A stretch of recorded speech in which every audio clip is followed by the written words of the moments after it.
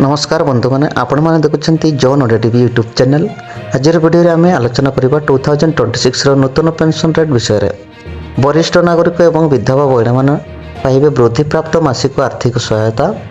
सरकार पक्षर बड़ घोषणा होगाकू जाऊँगी। आसतु जाना संपूर्ण तथ्य। नंबर 1 क्यों माने लाभान्वित हेबे।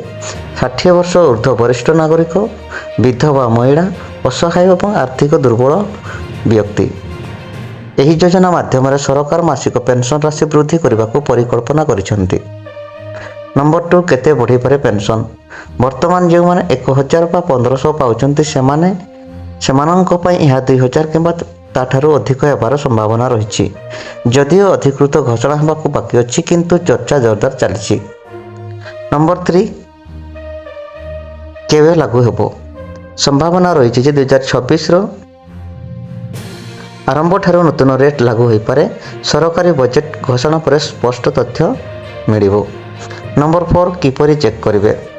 निज जिला सोशल वेलफेयर ऑफिस सह संपर्क करूँ। अधिकृत सरकारी वेबसाइट देखूँ। बैंक अकाउंट स्टेटस चेक करूँ।